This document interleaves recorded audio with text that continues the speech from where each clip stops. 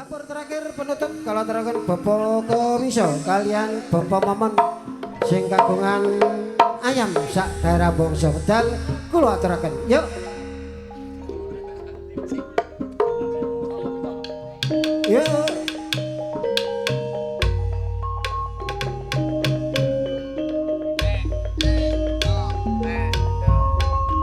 Wong Bapak Maman Pak lak monggo ngriki wong nampi sampur jaipongan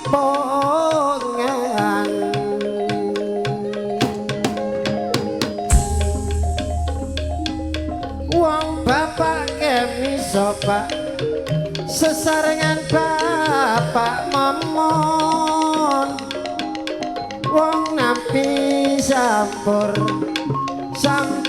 terakhir monggo Bapak Momon kalian Bapak Kemiso sebagai sampur penutup jaipongan tari ngremo.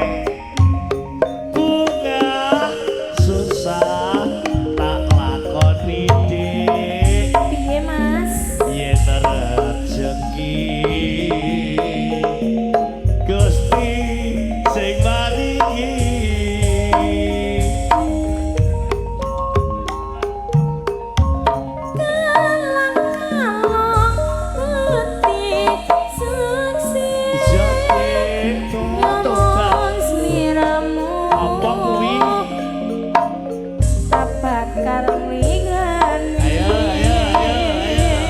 atuh Ci wiwit donya nganti akhir dumong bagus Sepi, Pak sing Ayu. mikir tobat mulane wae sampe guru Bun. lho mikir Sampun Pak Wujud. sampun sing rimo nak mulai Nggih, apa kowe saged matur nuwun dumateng sedaya para tamu undangan ingkang sampun kaparingan nggih menika sampur penghormatan Tani Remo.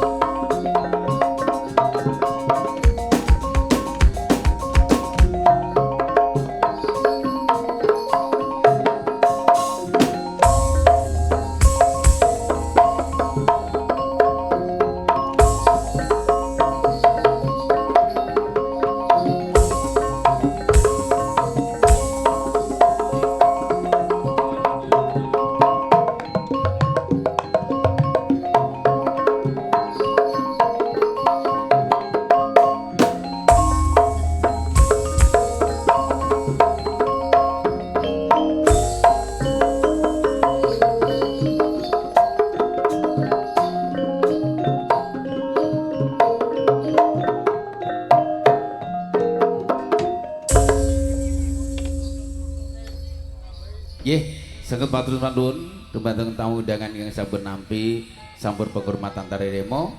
Nggih, ingkang sampun nampi ampun dados bingahing manah. Ingkang dereng nampi saged sampun dados penggalih mangke saged kepanggih wonten meja permeja adicara kereta jaipong. Ayo Cak, ruduk.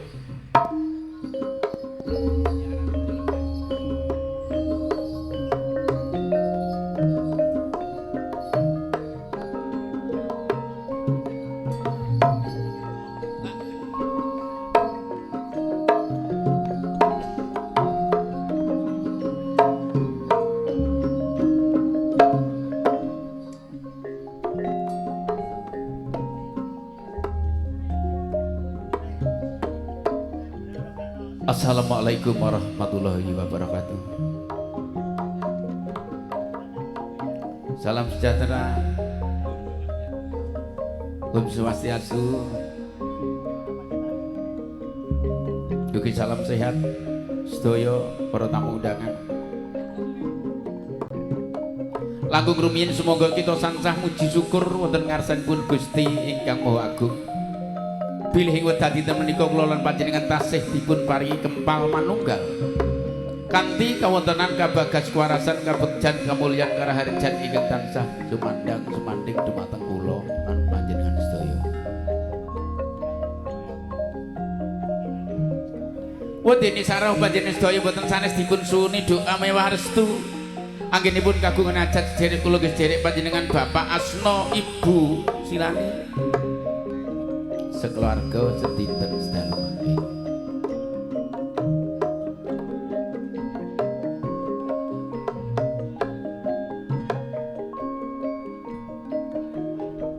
Wontening cara panjenengan sedaya nggih menika angsal doa restu panjenengan nggih anggenipun Bapak Asna Ibu Silani anggenipun ndhawuhaken ingkang putra nggih munduh mantu Raden Mas Bagus Gunawan SHMH iki termasuk penerus tayub Jawa Timur. Nggih kula salut gak ru netes sing ngeluh ning pipiku. Wonten jawab dening Diah Ayu Sintiani SPD Bina kemantin kekalih mugia tansah saged atut runtut teruntungan kados dening pindha mimilan mituna Mugi saged langgeng anggenipun gesang wonten ing alam bebrayan, saged dados keluarga yang sakinah mawaddah warahmah. Amin Allahumma amin. Wedini salebetipun hajatan Bapak Asno sekeluarga mriki wonten hiburan.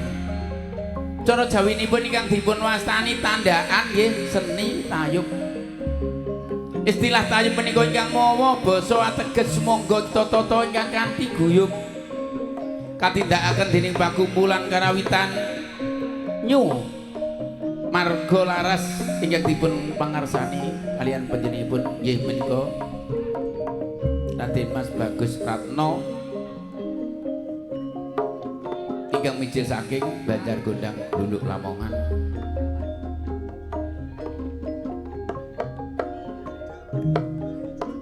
Ugi ingkang dipun sengguyung Sound System Eri Wijaya.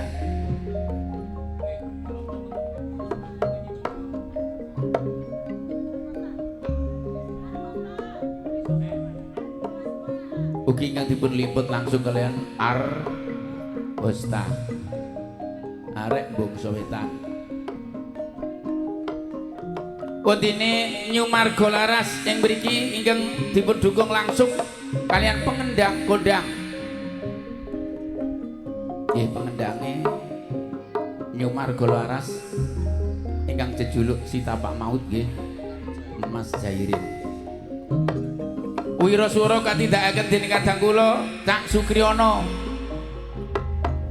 Pengadrame Mas Jabri.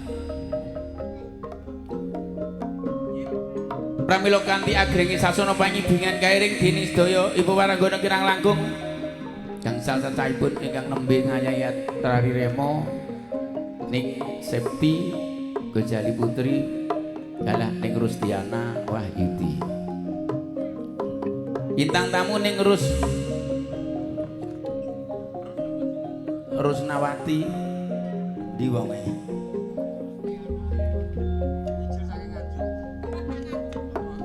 Ning Retno saking Nganjuk lah ning Violin Alsiwi bintange Marga Laras. Wonten kula ing mriki kula Cak Sukardi saking Sukurame dalah kadang kula Cak Rudi YouTuber Pelandang Surabaya, di Pak Wujud saking wilayah Kerming Gresik, ugi Roko Mas Sumantri saking Surabaya ingkang kapathah dados Pelandang Sampur. Inggih menika pramugari ingkang badhe caos sampur dumateng ngarsa panjenengan. Mbok bilih to mangke wonten kekilapan saha kirang sopan anggen kula caos sampur wedur kala manungsa liprah titah sawantah ing tasih gebak ing salah. Pramila namung saged nyuwun agung ing samudra bangsami. Kula kinten cekep nggih kula matur wit wedalipun sampun dalu. Pramila panutup ing atur sumangga ita sami asanti jaya jaya wijayati mugi rahayu ingkang tansah pinanggih. Kalajengaken mangke pinangka pambukaning atur pagelaran langan tayub dipun wiwiti kalian gending eling-eling pinangka kangge pangeling-eling kula lan panjenengan sedaya. Eling-eling pendanyangan mangke kalajengaken penghormatan tuan rumah. Monggo.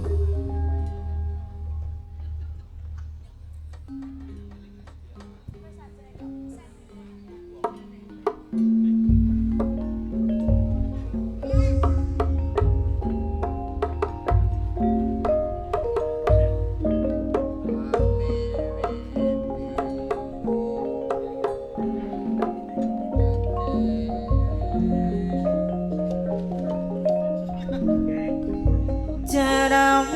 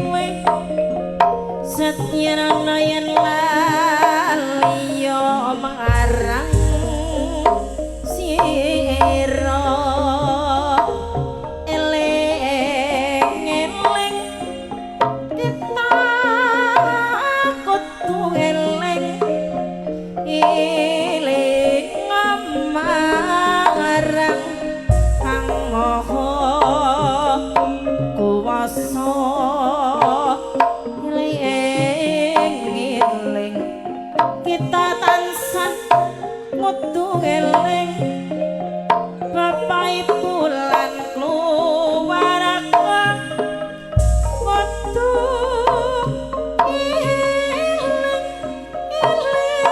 negarane kudu eling kabudayane luhur kabudayan junjung martabat bangsane eling kudu eling bebasan wae ngaren mesti kudu eling.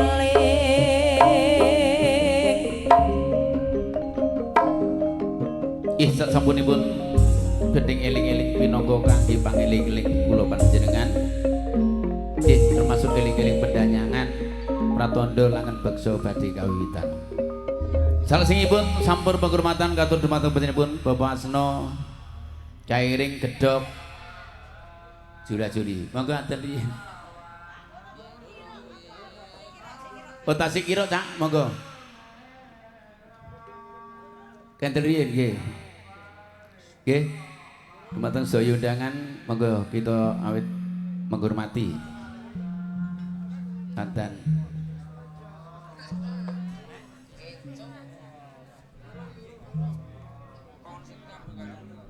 Oh tasik kira monggo Gedhog Jula-juli.